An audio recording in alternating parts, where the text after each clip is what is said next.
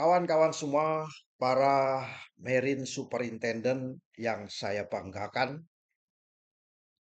kali ini saya akan berbagi metode cara melakukan pemeriksaan atau inspeksi kapal. Ya, bagaimana Marine Superintendent melakukan inspeksi kapal. Sebagaimana tertera di dalam buku ini, ya, bagaimana Marine Superintendent, ya, ada pelatihannya khusus karena buku ini tebalnya sekitar 500 lebih halaman, 350 hampir 400 halaman. Isinya adalah tentang eh, Marine Superintendent, ya, bagaimana Marine Superintendent melakukan kegiatannya. Nah, kali ini saya akan berbagi perihal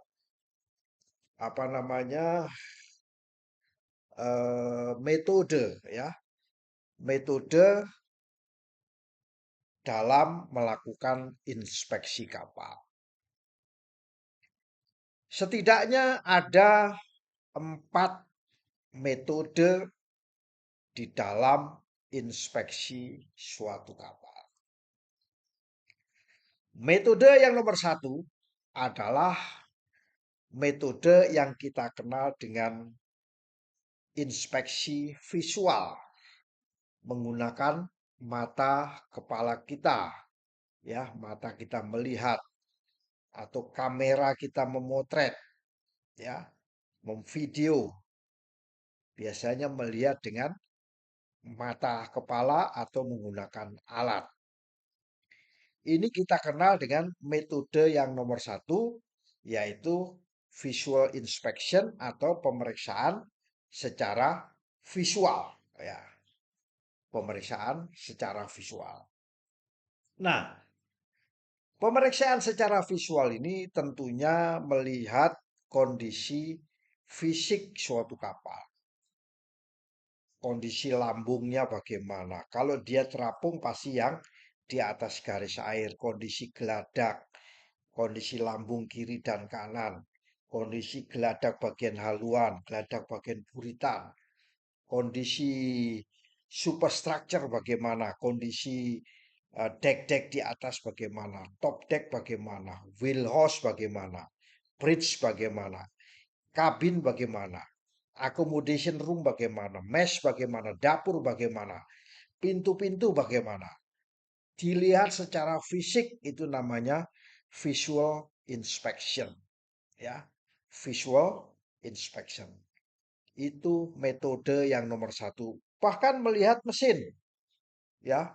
Kondisi ruangan mesin, kamar mesin kayak apa, kondisi mesin induk, mesin bantu, pompa, elektromotor, generator, kita lihat semuanya. Ruangannya bagaimana, tangki-tangkinya bagaimana, kotor apa tidak, ya, ada tanda-tanda kerusakan apa tidak. Itu adalah visual inspection. Ingat, visual inspection adalah metode inspeksi yang nomor 1. Lalu ada metode inspeksi yang nomor 2 yang kita kenal dengan istilah menguji fungsional atau functional examination. Menguji, ya, menguji. Menguji artinya apa? Mengoperasikan. Kalau tadi visual tidak mengoperasikan, tapi karena ini menguji fungsional, suatu alat ini berfungsi apa tidak, itu namanya menguji fungsional, mengoperasikan alat tersebut. Kalau Marine Superintendent tidak bisa mengoperasikan alat tersebut, maka minta tolong kepada kru, tolong alat ini dioperasikan. Tujuannya apa? Untuk memastikan bahwa alat tersebut berfungsi, ya. Alat tersebut fungsi, deck machinery-nya berfungsi, crane-nya berfungsi, ya. Kemudian radarnya berfungsi, steering-nya berfungsi. Semua peralatan yang ada di anjungan berfungsi, mesin berfungsi. mesin induk berfungsi, mesin bantu berfungsi, motor, pompa, dan lain sebagainya. Semua dilakukan uji yang kita kenal dengan metode kedua, yaitu pengujian fungsional. Jadi sudah ada dua pengujian. Yang pertama, pengujian secara visual, dan yang kedua, pengujian secara fungsional. Berfungsi apa tidak? Kita sudah punya dua metode pengujian atau metode pemeriksaan atau inspeksi. Lalu metode yang ketiga apa? Metode yang ketiga adalah pengukuran. Ya. Jadi ada menggunakan alat. Kalau tadi visual kita tidak menggunakan alat, terus fungsional kita tidak menggunakan alat, tapi mencoba. Tapi yang ketiga ini namanya mengukur. Ya, contohnya misalnya ketebalan plat dengan NDT ultrasonik. Ya, alat NDT. Ya. Jadi menggunakan pengukuran atau desibel. Kita alat ukur desibel menggunakan alat pengukur meteran atau lumen daya sinarnya untuk memeriksa parameter-parameter tertentu dari suatu item yang ada di kapal tersebut. Misalnya ada alat tegangannya berapa, kita pakai voltmeter. Kita pakai voltmeter. Misalnya tekanan pompa, kita menggunakan pressure. Ada alat atau suhu, kita menggunakan termometer. Ya, suhu daripada oli katakan. Jadi cara yang ketiga ini kita sebut dengan pengukuran, ya, pengujian dan pengujian. Jadi kita sudah mempunyai tiga metode. Apa? Metode yang pertama yaitu kita kenal dengan visual inspection atau pemeriksaan visual. Yang kedua dengan menggunakan functional inspection atau pemeriksaan fungsi atau tidak. Yang ketiga kita gunakan dengan pengukuran yang menggunakan alat ukur. Ya. Nah, yang terakhir apa? Pemeriksaan. Yang keempat pemeriksaan namanya pemeriksaan dokumen. Ya, jadi ada metode keempat meriksa dokumen.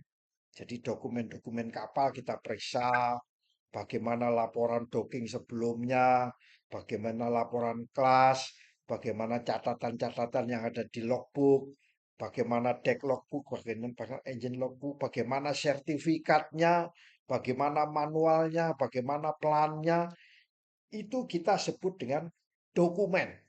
Jadi pemeriksaan dokumen. Yang keempat, metode yang keempat ini adalah pemeriksaan dokumen. Lebih penting lagi misalnya pemeriksaan sertifikat.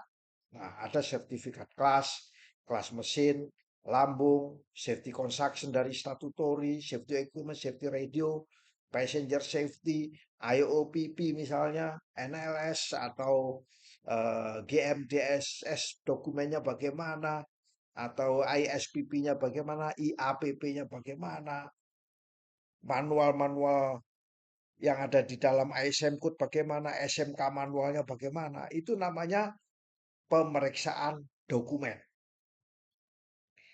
Bahkan di kapal itu ada namanya catatan perawatan. Catatan maintenance kapal. Kita periksa semua catatan maintenance-nya itu. Apakah ada maintenance yang harusnya dilakukan 3 bulan sekali, ini dilakukan sampai 1 tahun. Nah, ini suatu deviasi, penyimpangan. Dan dokumen-dokumen lain termasuk dokumen kepelabuhanan, dokumen izin-izin dan sebagainya. Itu kita sebut dengan pemeriksaan dokumen. Gunanya untuk memastikan kepatuhan akan regulasi. Jadi ingat kesimpulannya ada 4 metode pemeriksaan. Yang pertama visual inspection, yang kedua functional inspection, ketiga yaitu pengukuran, keempat adalah pemeriksaan dokumen. Semoga kawan-kawan Marine Superintendent bisa membaca buku ini dan bisa bermanfaat bagi kita semua dalam kehidupan bekerja sehari-hari. Sukses semuanya.